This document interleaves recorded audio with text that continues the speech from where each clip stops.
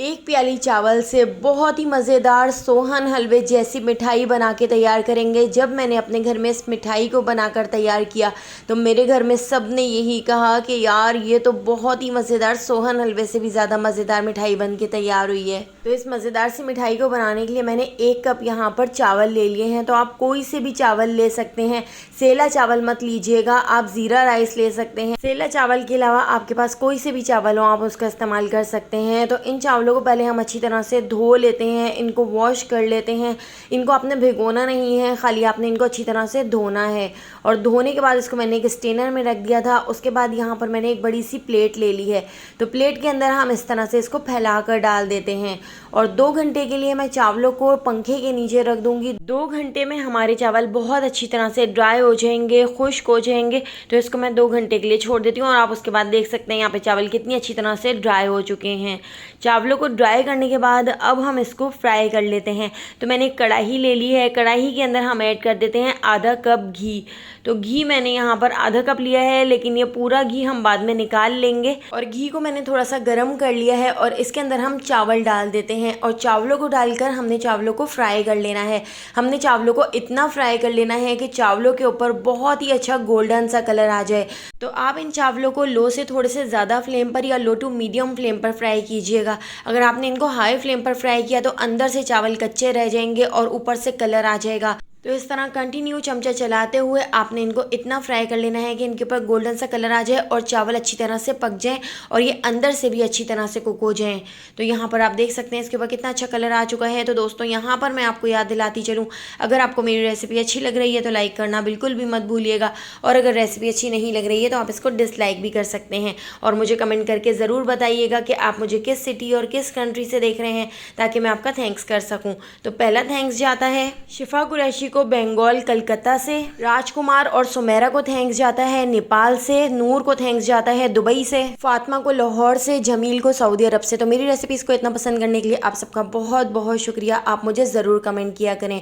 तो यहाँ पर आप देख सकते हैं मैंने चावलों को अच्छी तरह से फ्राई कर लिया है। इसके घी को हमने एक अलग बाउल में निकाल लिया है और चावलों को हम ठंडा कर लेते हैं। इतनी देर मैंने यहाँ पर एक फ्राइंग पैन ले लिया है और इसके अंदर मैं ऐड कर देती हूँ 3/4 कप चीनी। तो यहाँ पर अभी मैंने आधा कप चीनी ऐड की है, मैंने बाद में 2 टेबल स्पून चीनी और ऐड कर दी थी। तो 3/4 कप इसी कप से नाप कर आपने चीनी को फ्राइंग पैन में ऐड करके इसका कैरेमल बना लेना है। लो फ्लेम पर आप चीनी को ऐसे ही छोड़ दिएगा, इसका कैरेमल खुद ही बनकर तैयार हो जाएगा।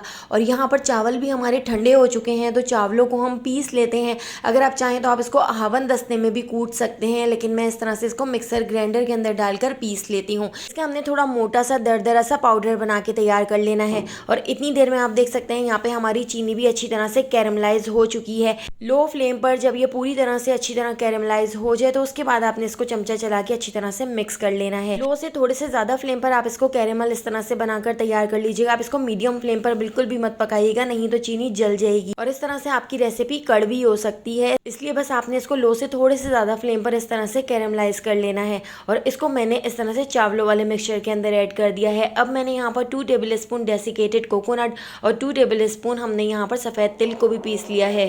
डेसिकेटेड कोकोनट और सफ़ेद तिल को भी पीसकर मैंने इस चावलों वाले मिक्सचर के अंदर ऐड कर दिया है और इसको मैं अच्छी तरह से मिक्स कर लेती हूँ।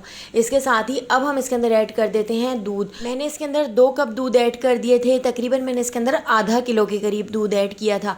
और दूध ऐड करके हम इसको अच्छी तरह से मिक्स कर लेते हैं। और मिक्स करके अब हमने इसको इतना पका लेना है कि ये मिक्सचर कढ़ाई छोड़ दे। अच्छी तरह से मीडियम फ्लेम पर चमचा चलाते हुए मैं इसको इतना भून लूँगी कि ये मिक्सचर कढ़ाई छोड़ दे। जो घी हमने निकाल लिया था तो उसमें से 2 टेबल स्पून घी मैं अभी इसके अंदर ऐड कर देती हूँ।